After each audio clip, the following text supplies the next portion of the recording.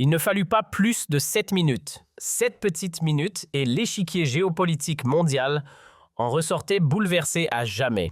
Vladimir Poutine venait de livrer sans surprise l'un de ses discours calibrés pour semer la peur, une prestation bien rodée faite de menaces voilées et de regards glacés. Convaincu d'avoir une fois encore glacé le sang des puissants de ce monde, il savourait d'avance le mutisme soumis des chefs d'État occidentaux. Mais c'est alors qu'un homme, un seul, a brisé le rituel. Sébastien Lecornu s'est levé, et ses mots ont figé l'air de la salle comme une lame dans la glace. Ce n'était pas une simple réponse diplomatique, c'était le moment où le monde entier a vu un tyran se faire humilier publiquement par quelqu'un qu'il pensait pouvoir intimider. Poutine avait préparé son spectacle d'intimidation habituel, mais il ne s'attendait pas à ce que ce soit lui qui devienne le spectacle au centre de conférence de Bali. La tension dans l'immense salle était palpable ce matin-là.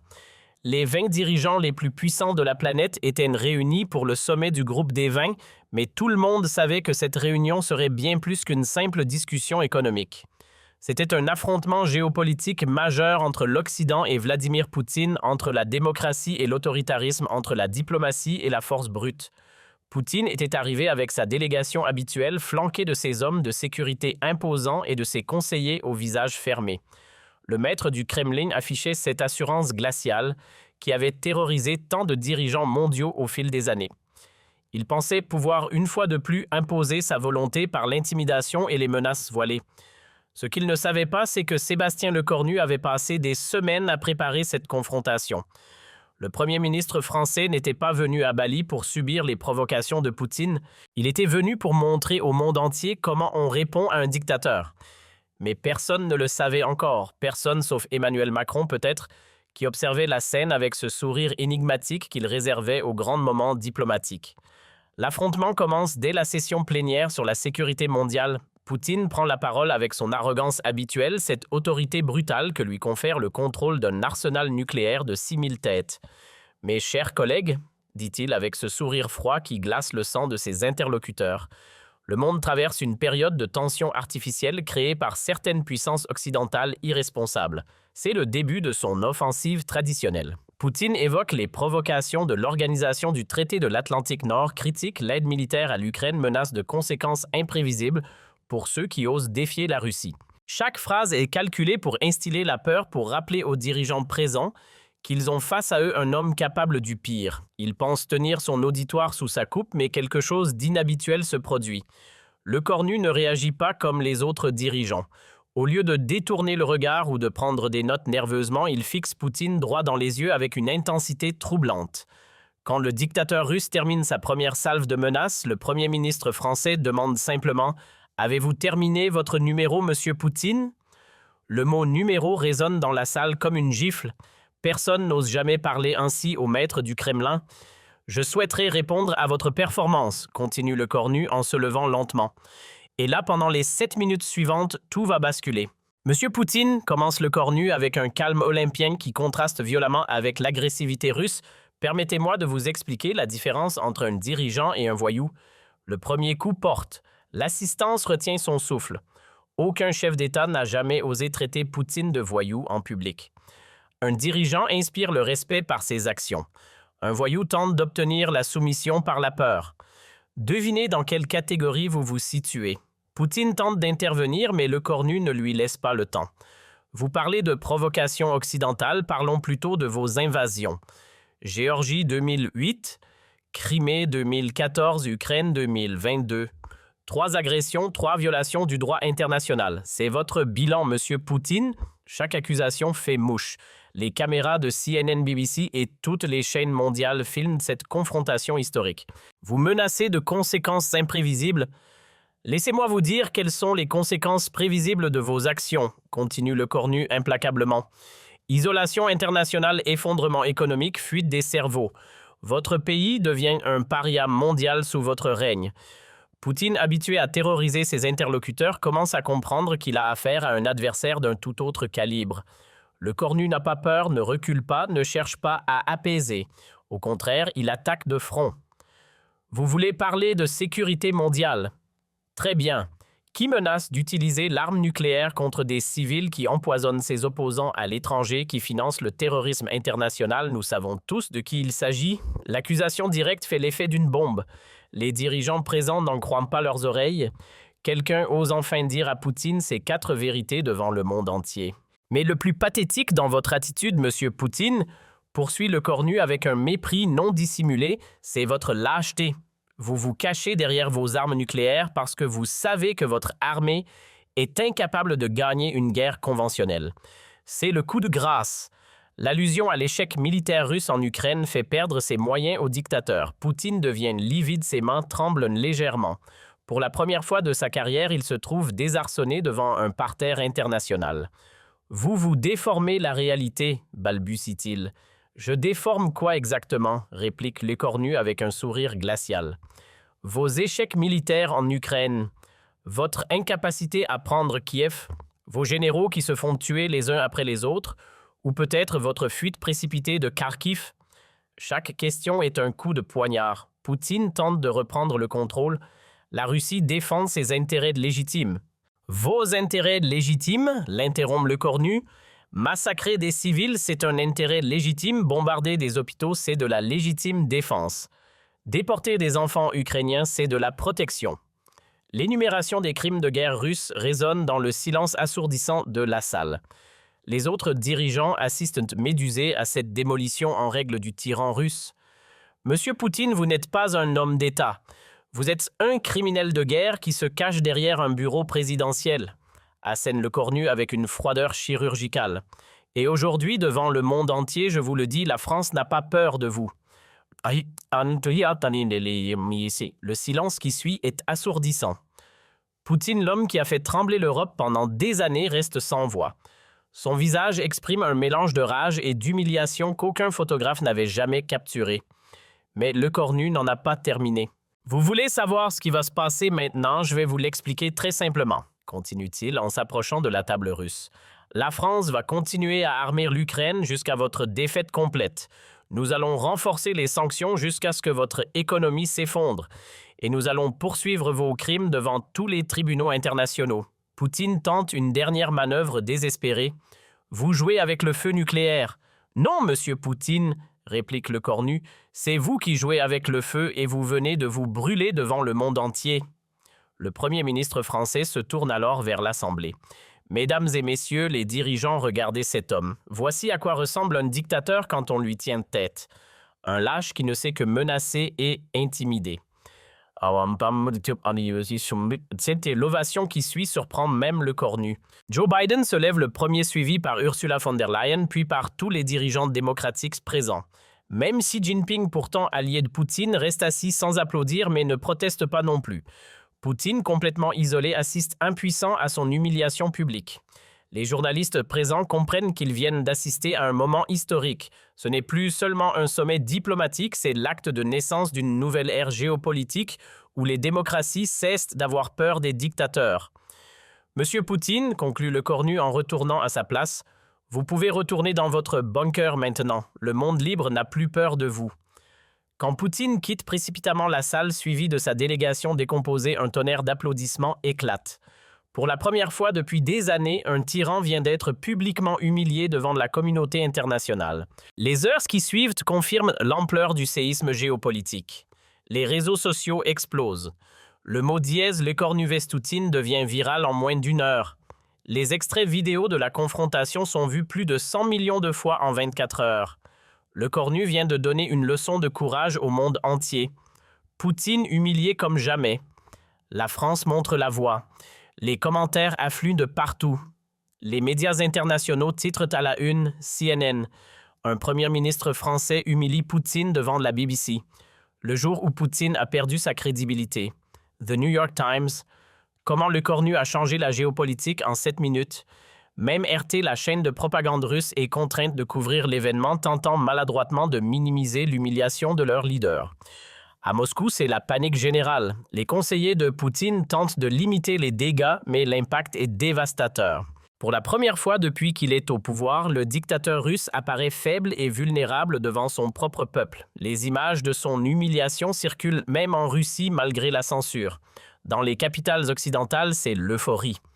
À Washington, Joe Biden félicite personnellement l'écornu. Vous avez fait ce que nous rêvions tous de faire depuis des années. À Londres, le premier ministre britannique salue un moment historique de courage français. À Berlin, même l'Allemagne, pourtant réticente à provoquer la Russie, applaudit la performance française. Les conséquences géopolitiques sont immédiates.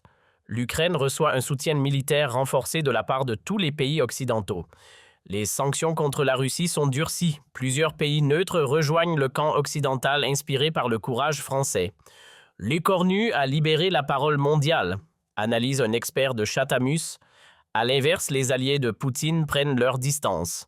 La Chine évite de commenter, l'Iran temporise. Même la Corée du Nord reste silencieuse. Poutine a perdu toute crédibilité internationale, conclut un analyste du Massachusetts Institute of Technology.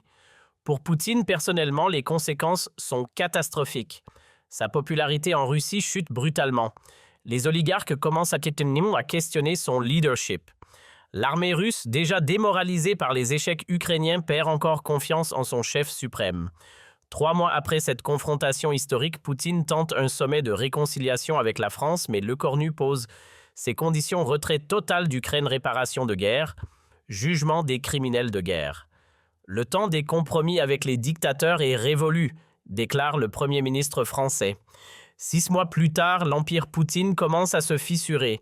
Plusieurs régions russes connaissent des troubles. L'opposition interne se renforce. L'écornu a montré que Poutine était un colosse aux pieds d'argile, analyse un historien de l'université Harvard. 1 an après cette journée mémorable, le monde a changé. Poutine n'inspire plus la peur, mais le mépris. Les démocraties ont retrouvé confiance en leurs valeurs, et tout cela grâce à 7 minutes de courage français face à la barbarie russe. Parfois, il suffit d'un homme courageux pour changer le cours de l'histoire, résume l'écornu dans ses mémoires. Cette confrontation restera comme le moment où l'Occident a cessé d'avoir peur des tyrans et où un premier ministre français a rappelé au monde que la liberté ne se négocie jamais. Mais l'histoire ne s'arrête pas là. Les répercussions de cette humiliation publique de Poutine vont transformer l'ordre géopolitique mondial de manière permanente et irrévocable. Dans les heures qui suivent cette confrontation historique, les chancelleries du monde entier entrent en ébullition. À Washington, la Maison-Blanche convoque une réunion d'urgence du Conseil de sécurité nationale. L'écornu vient de faire ce qu'aucun dirigeant occidental n'osait faire depuis des années, déclare le secrétaire d'État américain. Il a montré que Poutine peut être défié et humilié publiquement. Le Pentagone révise immédiatement ses évaluations stratégiques sur la Russie. Si Poutine perd sa crédibilité d'homme fort, cela change complètement la donne militaire, analyse un général américain. Ses propres troupes vont commencer à douter de lui. L'Agence centrale de renseignement mobilise tous ses agents pour analyser les réactions internes russes. Nous assistons peut-être au début de la fin du régime Poutine, estime le directeur de l'agence. Les services de renseignement américains observent déjà des signes de nervosité au sein de l'élite russe. À Londres, Downing Street jubile discrètement. Le premier ministre britannique convoque son cabinet pour analyser cette nouvelle donne. L'écornu a ouvert une brèche dans l'armure de Poutine, explique-t-il à ses ministres. Nous devons exploiter cette opportunité. Les services de renseignement extérieur britanniques reçoivent l'ordre d'intensifier leurs opérations en Russie pour capitaliser sur cette faiblesse soudaine du dictateur. Les diplomates britanniques sont mobilisés pour rallier d'autres pays à cette nouvelle approche ferme face à Moscou.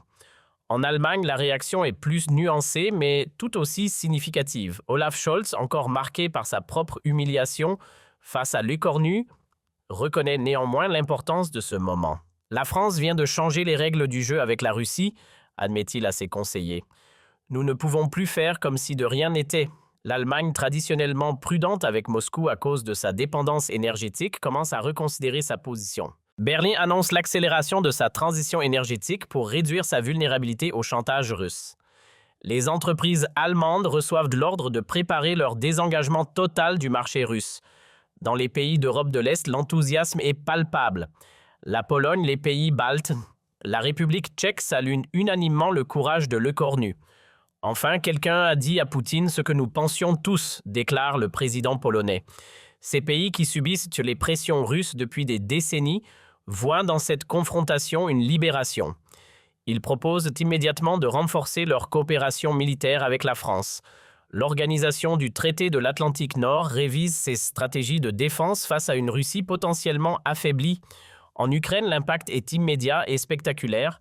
Volodymyr Zelensky organise une conférence de presse extraordinaire pour remercier la France. Le cornu a fait plus en 7 minutes que des mois de diplomatie, déclare-t-il. Il a montré au monde le vrai visage de Poutine. Le moral des troupes ukrainiennes remonte en flèche. Les soldats diffusent massivement les images de l'humiliation de Poutine. Si leur chef peut être ridiculisé ainsi, nous pouvons les battre, se disent-ils. L'armée ukrainienne lance immédiatement plusieurs offensives galvanisées par cette démonstration de faiblesse russe. À Moscou, c'est la panique totale. Poutine, rentré précipitamment du groupe des 20, s'enferme dans son bunker du Kremlin. Ses conseillers tentent de minimiser les dégâts, mais l'ampleur de l'humiliation dépasse tout ce qu'ils ont connu. Vladimir Vladimirovitch a été pris au dépourvu, admettent l'un d'eux. Personne n'avait anticipé une attaque aussi frontale. Les services de sécurité russes reçoivent l'ordre de censurer massivement les réseaux sociaux. Mais les images de la confrontation circulent déjà partout. Même en Russie, malgré la propagande officielle, les citoyennes voient leur leader humilié comme jamais. Les oligarques russes, déjà inquiets des sanctions occidentales, commencent à paniquer. Si Poutine perd sa crédibilité internationale, nous risquons de tout perdre, confie l'un d'eux à ses associés. Certains d'entre eux entament discrètement des contacts avec des intermédiaires occidentaux pour négocier leur sortie de l'orbite poutinienne. Les généraux russes déjà ébranlés par les échecs militaires en Ukraine voient leur confiance en leur chef suprême s'effriter davantage. Des réunions secrètes s'organisent au sein de l'état-major pour discuter de l'avenir du pays. Comment peut-on suivre un leader qui se fait humilier ainsi, murmurent-ils entre eux. Dans les régions russes, les gouverneurs commencent à prendre leur distance avec le pouvoir central. Certains d'entre eux contactent discrètement des représentants français pour explorer des ouvertures diplomatiques. Moscou nous entraîne dans sa chute, explique-t-il. Nous devons penser à l'avenir de nos territoires. Les médias russes indépendants, malgré la répression, parviennent à diffuser des analyses de cette confrontation. Poutine n'est plus l'homme fort qu'il prétendait être, écrivent-ils courageusement. Ces articles circulent clandestinement et alimentent un débat souterrain sur l'avenir du régime. En Chine, Xi Jinping observe cette évolution avec un mélange d'inquiétude et d'opportunisme. Si Poutine tombe, cela change complètement l'équilibre mondial, analyse-t-il avec ses conseillers. Pékin commence à prendre ses distances avec Moscou, ne voulant pas être associé à un dirigeant affaibli. Les entreprises chinoises reçoivent l'ordre de réduire leurs investissements en Russie. L'Iran, autre allié traditionnel de la Russie, reconsidère également sa position. Un Poutine faible ne peut plus nous protéger face aux pressions occidentales, estime le régime des Mollahs. Téhéran entame discrètement des contacts avec des intermédiaires européens pour explorer des ouvertures diplomatiques. Même la Corée du Nord, pourtant isolée, comprend que l'équilibre des forces a changé. Kim Jong-un suspend ses livraisons d'armes à la Russie, préférant attendre de voir comment évolue la situation. Les pays non alignés qui hésitaient entre l'Occident et la Russie basculent massivement du côté occidental après cette démonstration de force française. L'Inde, le Brésil, l'Afrique du Sud réévaluent leurs relations avec Moscou. Poutine n'inspire plus le respect, constatent leurs dirigeants. 3 semaines après la confrontation de Bali, les premières conséquences concrètes apparaissent. La Russie perd plusieurs contrats d'armement majeurs, ses clients préférant se tourner vers des fournisseurs occidentaux. L'économie russe, déjà affaiblie par les sanctions, subit de nouveaux revers. Le rouble s'effondre à son plus bas niveau historique. Un mois plus tard, les premiers signes de rébellion interne apparaissent. Plusieurs régions russes connaissent des manifestations. Les populations locales sont galvanisées par l'image d'un Poutine affaibli. Les forces de l'ordre peinent à maintenir l'ordre elles-mêmes démoralisées par l'humiliation de leur chef suprême. 2 mois après Bali, c'est un véritable soulèvement qui gronde en Russie. Les républiques du Caucase déclarent leur autonomie. La Tchétchénie, le Daghestan, l'Ingouchie cessent d'obéir aux ordres de Moscou. Nous ne suivons plus un leader humilié, déclarent leurs dirigeants. L'armée russe, déjà épuisée par le conflit ukrainien, ne peut plus maintenir l'ordre sur tout le territoire. 3 mois plus tard, l'impensable se produit. Un groupe d'oligarques et de généraux organise un coup d'État contre Poutine. Il a déshonoré la Russie, justifie-t-il. Nous devons sauver ce qui peut encore l'être. Le dictateur barricadé dans son bunker voit son empire s'effondrer autour de lui. 6 mois après cette journée historique de Bali, Poutine est renversé.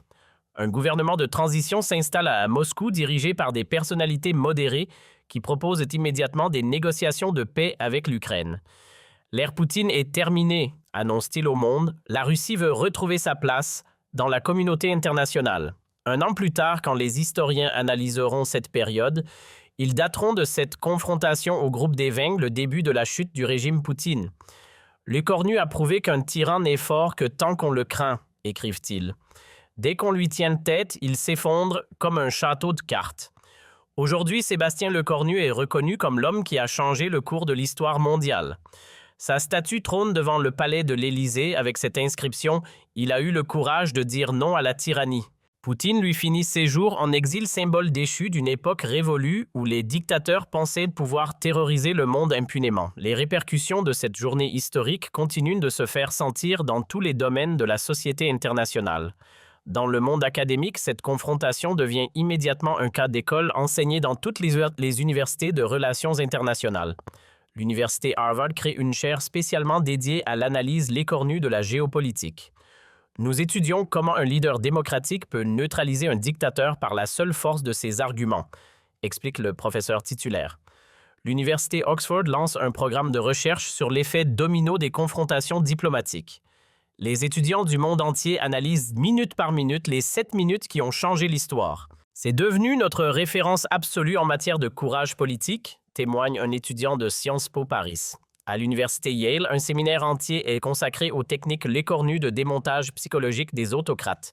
Les futurs diplomates américains apprennent par cœur les répliques du premier ministre français. Si vous voulez comprendre le 21e siècle, il faut comprendre Bali, résume un professeur en Australie. L'université de Sydney crée un institut l'écornu pour la démocratie. Les chercheurs y étudient comment cette confrontation a inspiré des mouvements démocratiques dans le monde entier. L'onde de choc de Bali a libéré des énergies démocratiques partout, analyse la directrice de l'Institut. Au Japon, l'université de Tokyo organise chaque année un colloque international sur l'héritage de Bali. Les plus grands experts mondiaux viennent analyser les conséquences à long terme de cette confrontation. Le Cornu a prouvé que la démocratie pouvait être offensive, conclut un politologue japonais. Dans le domaine militaire, cette journée révolutionne également la pensée stratégique mondiale. L'école de guerre française intègre la méthode Lecornu dans ses cursus de formation des officiers supérieurs. Nos futurs généraux doivent comprendre que le courage moral est aussi important que la force militaire, explique le directeur. Le Pentagone révise ses manuels de stratégie pour inclure cette nouvelle approche de confrontation avec les dictatures. Lecornu nous a montré qu'on peut gagner une guerre sans tirer un seul coup de feu, reconnaît un général américain. L'Organisation du traité de l'Atlantique Nord crée un centre d'excellence sur la guerre psychologique démocratique inspiré directement de cette confrontation. L'état-major britannique développe des formations spéciales pour préparer ses officiers à affronter les tyrans avec les armes de la démocratie. Même en Israël, le service de renseignement Mossad étudie attentivement les techniques employées par Lecornu pour neutraliser un adversaire supérieur en nombre. C'est de l'art de la guerre adapté au XXIe siècle, estime un expert en sécurité. Dans le monde économique, l'impact est tout aussi profond. La Bourse de Paris devient la nouvelle référence européenne détrônant Francfort. Les investisseurs internationaux voient dans la France de Lecornu un modèle de stabilité et de leadership. Après Bali, tout le monde veut investir en France, constate un analyste de Wall Street. Les entreprises françaises voient leur valorisation exploser. Total, les entreprises du groupe Vuitton, Moet, Hennessy, Airbus battent des records en bourse. L'effet Lecornu dynamise toute l'économie française, observe un économiste de l'Organisation de coopération et de développement économique. Les fonds souverains du monde entier réorientent leurs investissements vers la France. À Londres, la City redécouvre l'attractivité française. Lecornu a redonné une image de gagnant à la France, explique un trader londonien. Les banques d'investissement ouvrent massivement des bureaux à Paris. Même les fonds spéculatifs américains délocalisent une partie de leurs activités en France. On veut être associé au succès français, justifie un gestionnaire de fonds new-yorkais. Dans le domaine culturel, cette victoire diplomatique déclenche une véritable renaissance française mondiale. Hollywood développe plusieurs projets de films sur cette confrontation historique.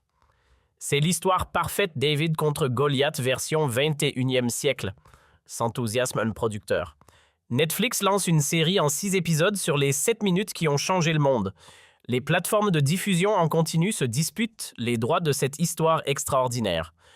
Tout le monde veut raconter l'épopée Lecornu, constate un dirigeant de la plateforme Disney+. Dans la mode, Paris redevient la capitale mondiale incontestée. Les créateurs français sont sollicités partout. Lecornu a redonné du glamour à la France, explique le directeur de Chanel. Milan et New York perdent du terrain face à cette renaissance parisienne. Les semaines de la mode du monde entier invitent massivement les créateurs français. Dans la gastronomie, l'effet est tout aussi spectaculaire. Les restaurants français s'ouvrent massivement à l'étranger. Tout ce qui est français est devenu tendance après Bali, observe un chef étoilé. Les exportations de vins français explosent. Les produits du terroir hexagonal conquièrent de nouveaux marchés. L'art de vivre à la française bénéficie de l'effet Lecornu, analyse un spécialiste du marketing. Dans le domaine sportif, cette nouvelle image française attire de grands événements. Paris obtient l'organisation de plusieurs compétitions majeures supplémentaires. Le dynamisme français sous Lecornu nous séduit, explique un responsable olympique. Les clubs de football français attirent les meilleurs joueurs mondiaux. Même le Paris Saint-Germain bénéficie de l'aura Lecornu, plaisante un journaliste sportif. Le Tour de France étend son influence internationale portée par cette renaissance hexagonale. Les sponsors du monde entier se disputent entre l'association avec les événements français. Dans le secteur technologique, la France devient une destination privilégiée. La Silicon Valley délocalise plusieurs de ses activités vers Paris. L'écosystème français nous paraît plus stable depuis Lecornu, explique un dirigeant de la société Google. Les jeunes pousses européennes choisissent massivement la France pour s'implanter. Lecornu a créé un climat de confiance extraordinaire, témoigne un entrepreneur britannique. Même les géants asiatiques des technologies ouvrent des centres de recherche en France. Nous voulons profiter du dynamisme français, justifie un dirigeant de la société Samsung. Dans l'espace, cette nouvelle influence se traduit par des partenariats renforcés. L'Agence spatiale européenne relocalise davantage d'activités en France. L'Agence spatiale des États-Unis propose des coopérations privilégiées avec le Centre national d'études spatiales français. Lecornu a redonné une ambition spatiale à la France, observe un expert aérospatial. Même la société SpaceX d'Elon Musk envisage d'implanter une base de lancement en Guyane française. Dans le domaine de l'intelligence artificielle, la France attire les meilleurs cerveaux mondiaux. L'effet Lecornu nous fait paraître plus attractif que la Silicon Valley, se réjouit un chercheur français.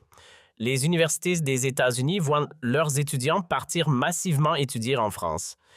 Ils veulent comprendre le secret du leadership français, explique un doyen de l'université Stanford. 2 années après cette confrontation légendaire, la transformation est complète. La France est redevenue une superpuissance d'influence mondiale. Lecornu est invité à tous les sommets consultés sur toutes les crises internationales.